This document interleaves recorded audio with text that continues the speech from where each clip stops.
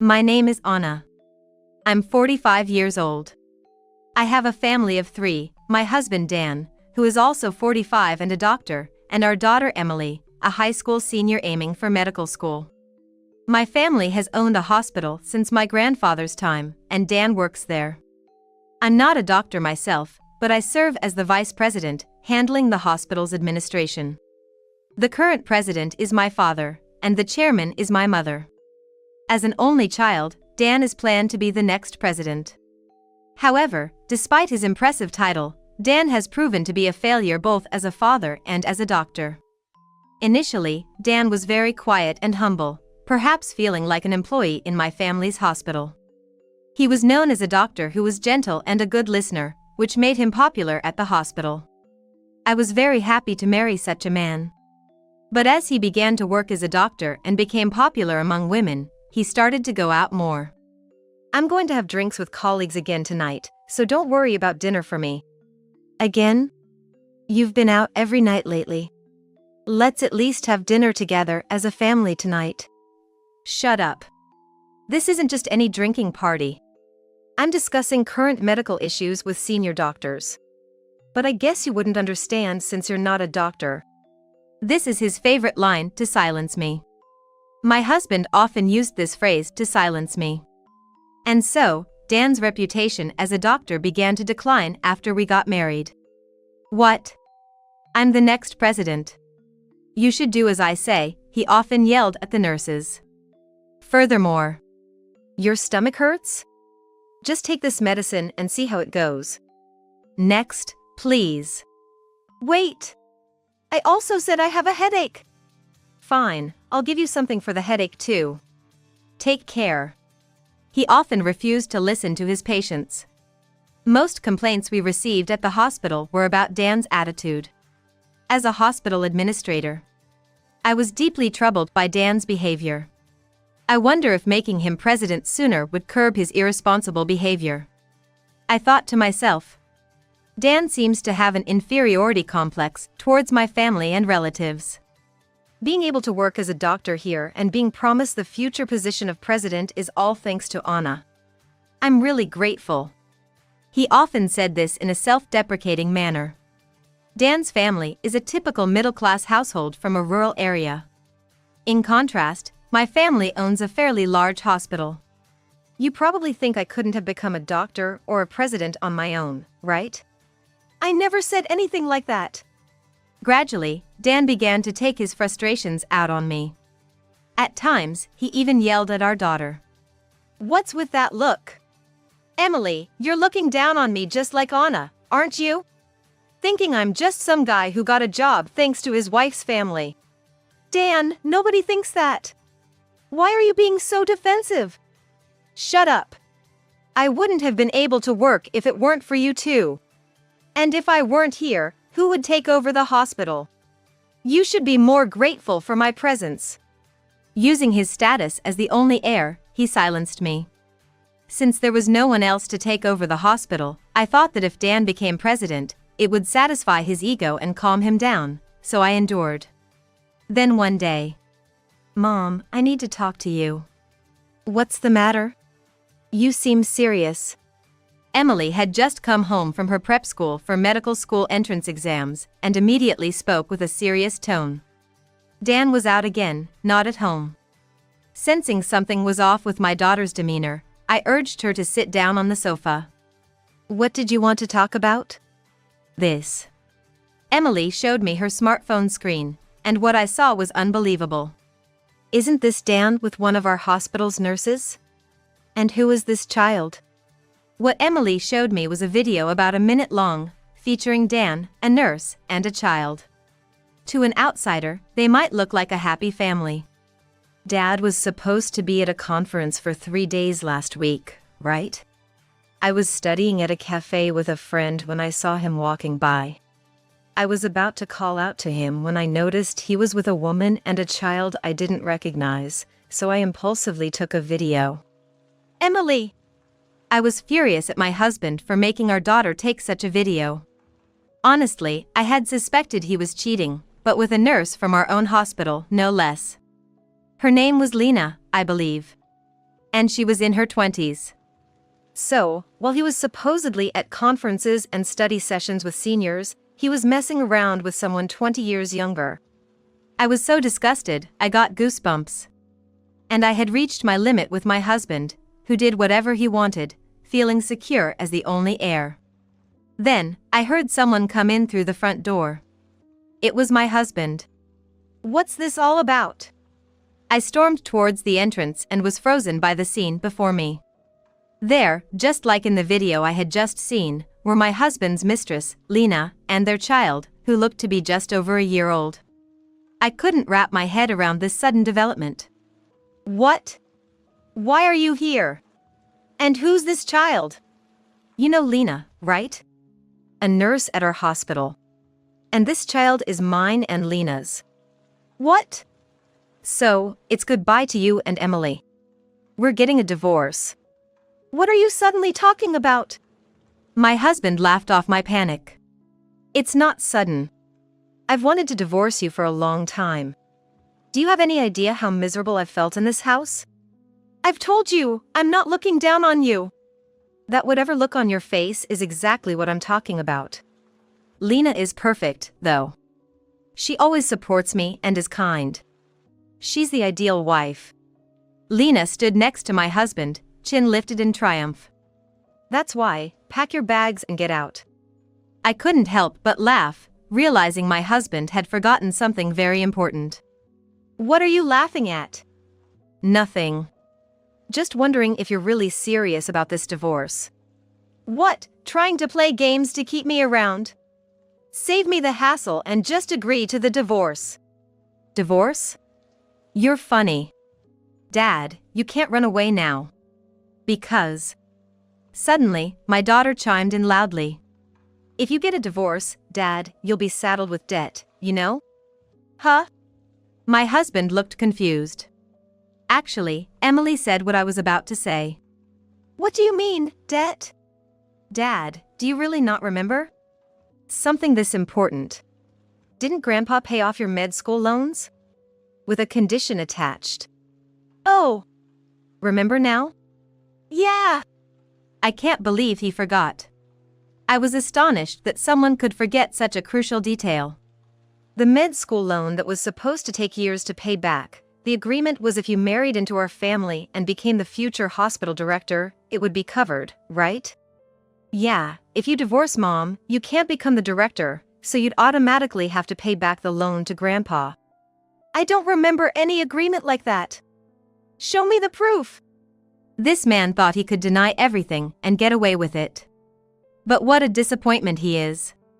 Did he really think such an important agreement wouldn't be documented? It's there, the contract. My parents have it safe at home. Did you really forget that too? Damn, really? Lena, looking worried, asked my husband. Hey, what does marrying into the family mean? Isn't the hospital your family's? That is. My husband was panicking. Had he been lying to his mistress too? I decided to enlighten her. Sorry, but he married into the family. The hospital belongs to my family. What? That's terrible. You lied to me. You're the worst. Lena must have thought marrying Dan would make her the hospital director's wife. Lena, shaking my husband's shoulder violently, finally made Dan snap. Shut up. I never once said that hospital was my family's. What's with that tone? After all you're bragging about being the next director and how the hospital would soon be yours. You were just being supported by your wife's family. Dan got angry at Lena's words about being supported. It seemed to be the last thing he wanted to hear. His face turned red with anger. Acting all high and mighty when you're not even a doctor. Neighbors are gonna start complaining. I was fed up with the two of them starting to argue, ignoring me completely.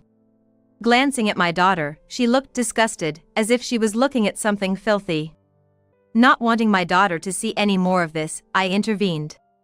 Hey, I hate to interrupt, but we're not done talking here. What? What do you want? What is it? They both turned to me at the same time. Perfectly in sync, like a comedy sketch. While finding their ridiculousness amusing, I first addressed Lena. I'll be filing for alimony from you. Alimony? Go ahead. Dan has been saying he'd pay for it so he could marry me. Lena seemed unbothered, as if being sued for alimony was expected. However, it was clear Lena hadn't been fully informed by Dan. It seemed my husband had been keeping a lot of secrets from his mistress. I decided to enlighten Lena. He doesn't have that kind of money. What? Dan looked down, staring at the floor.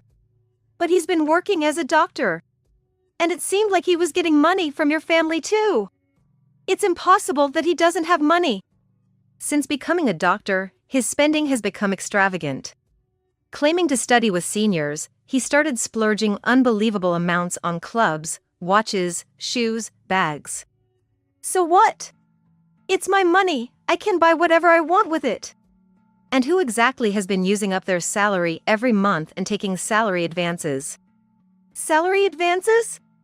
Lena exclaimed in a shrill voice, turning quickly to look at Dan. Yes. Spending too much on luxury goods, his money vanishes into credit card payments as fast as he earns it.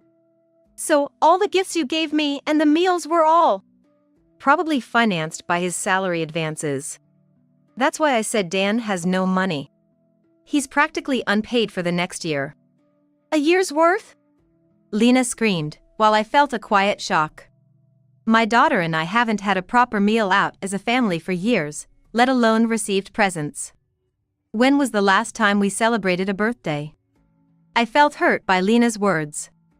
But Lena, oblivious to my sentimental thoughts, was berating Dan like a small dog barking. I've never heard of a doctor taking salary advances. Unbelievable. The hospital's management is under my mother. Somehow, it's been manageable. Until now, we've put up with Dan's demands, not wanting to lose our only successor. So, marrying him means I won't get alimony, and he'll have no income for about a year? That's what it looks like. Lena glared at Dan with a look sharp as a knife, while Dan was sweating profusely. Thinking this would make him give up on divorce, surprisingly, Dan fought back. So, who's gonna be the successor to that hospital, huh? It's a fact there's no one but me. Your father's getting old and has been talking about retiring soon.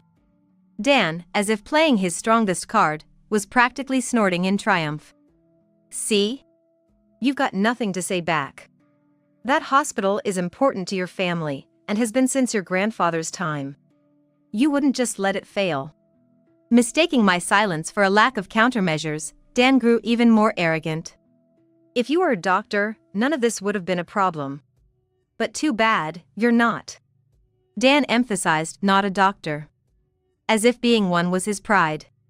Indeed, it's a noble profession. But it infuriated me how he took for granted who allowed him to work without worrying about student loans. I was about to retort when my daughter cut in. I'll take over. Huh? Emily caught her father's gaze and spoke confidently. I'll definitely pass the medical school entrance exam on my first try and become a doctor as soon as possible. I'll ask Grandpa to hang in there a bit longer. Emily. I was moved to tears by my daughter's determined spirit. You, getting into med school on your first try? Impossible. You hate studying, remember?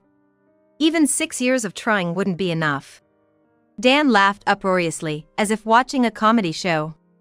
I looked at my husband with disdain. You really don't know anything about your own family, do you? Well, I guess that's what happens when you're busy making a new family with your mistress. What did you say? Dan stepped forward, closing the distance between us. True, back when you used to spend more time at home, around when Emily was in elementary and middle school, she wasn't much of a student and didn't study much. But since starting high school, she's turned things around and has been working hard. All without you knowing. Emily, who was always smart from a young age, had dramatically improved her grades. And in the most recent mock exam, she received an A grade for national and public university entrance.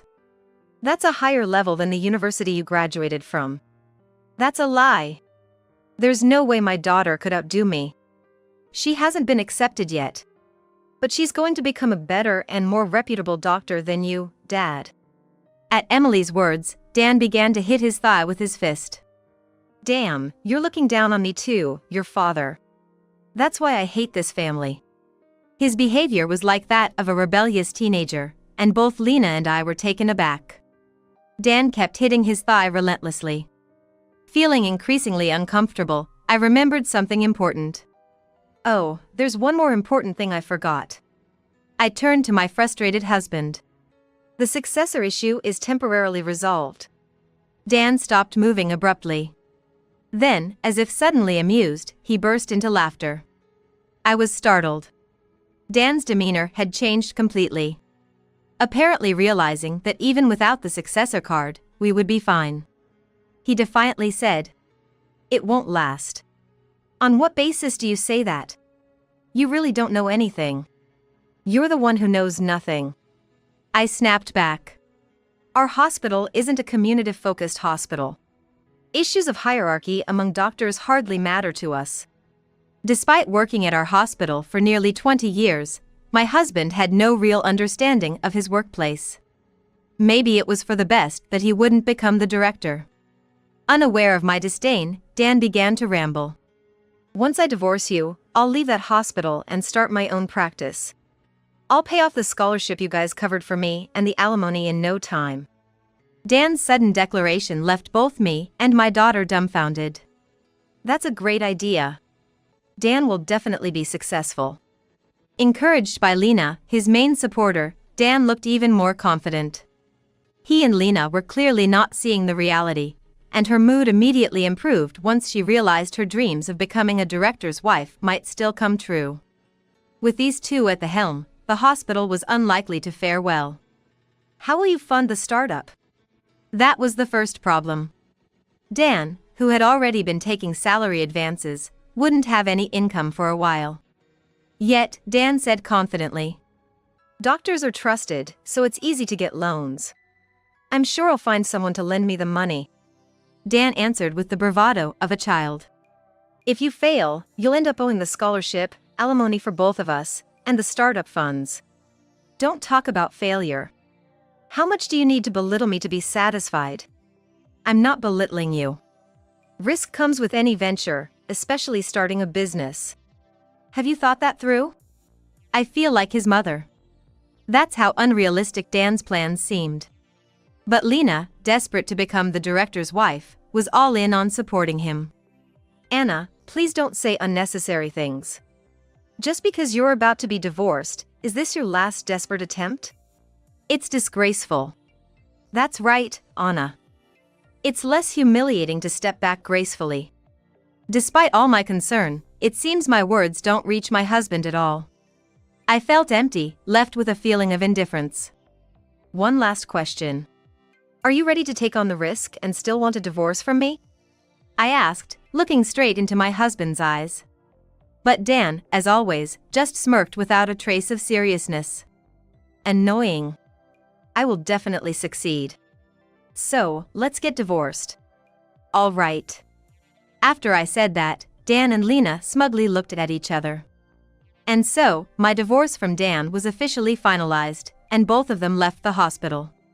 The staff were shocked by Dan's sudden departure, especially since he had always boasted about being the next director. But since Lena also resigned, rumors spread throughout the hospital that they were having an affair and were forced to leave. Rumors do have a way of being accurate sometimes. I thought this as I looked over the documents signed by Dan through the lawyer. They were the agreements about the scholarship repayment and alimony. I have no idea where Dan's confidence that he will definitely succeed comes from, but I guess I'll just wait for the repayment. Then, I was informed by the lawyer that Dan's hospital had been completed. I was surprised. Dan had opened his hospital just a 3-minute walk away from mine, as if to compete directly. That's just too blatant. Due to its new building and the latest equipment, Dan's hospital was busy from the start, affecting the number of patients coming to my hospital. However, that success was short-lived. Gradually, the number of patients decreased, and now, the receptionist nurse looked bored and was yawning. Casually observing, our eyes met. Then she approached me. "Hey, what are you looking at?" It's creepy. Are you trying to sabotage our business? The receptionist nurse was Lena. She was helping her husband Dan, even with a child to take care of. I was just passing by. After all, it's built so close. Naturally, I pass it every day. Anyway, stop staring. Sorry about that. I was just worried because you looked so idle. I was wondering if I could really expect any money back. My apologies. What did you say? Excuse me then. I walked away from the scene. I really wondered if their business was okay. The reason for Dan's hospital's lack of patients was clear. It was because of Dan's poor reputation as a doctor and his attitude, as well as the rumors that he had betrayed my hospital, which had been providing medical care to this community for years. Most of the patients were elderly. Initially curious, they tried out Dan's new hospital but eventually returned to mine, saying they preferred it here.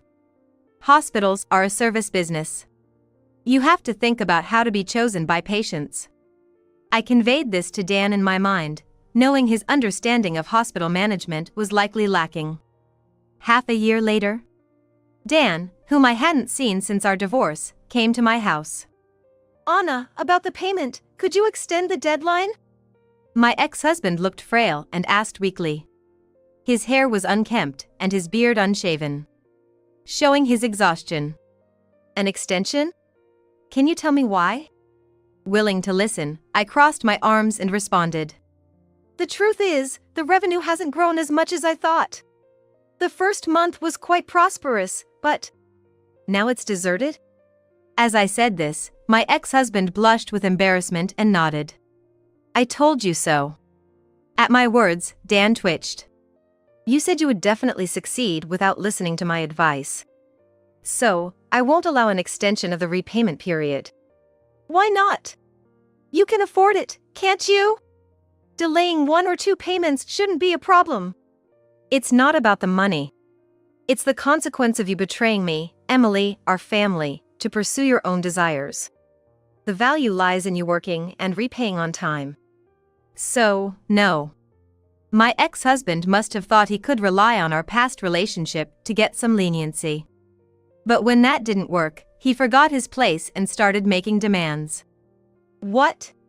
You haven't changed, even after our divorce. Always thinking you're right and belittling me. But in the end, you're here because your practice failed, aren't you? Even a child could see who was right. Shut up. It's not over yet. There's still time. I almost burst out laughing at his line, like something out of a shonen manga. But laughing now would only start him complaining about being belittled again. I managed to suppress my laughter. I'm someone who will eventually succeed, he said before leaving. Years later, as my daughter Emily became a senior student without any sign of the debt being repaid, I sent a legal notice to my ex-husband Dan and Lena. Then Dan visited my home after a long time. He looked so different from the last time I saw him that I instinctively covered my mouth with my hand. The once proud man was now gaunt and slouched. And above all, he lacked cleanliness. A doctor shouldn't be this unkempt. I thought to myself, Anna, you were right. The patients didn't increase, and the business kept declining. Plus, Lena left me. Apparently, Lena, who once dreamed of being the director's wife, quickly took their child and left as soon as she realized there was no future in the hospital's management. Being a qualified nurse, she could surely raise the child on her own. I couldn't make enough to cover the startup costs. The debt just grew. Oh, that's tough, I replied, as if chatting with a neighbor. So, I want to start over with you.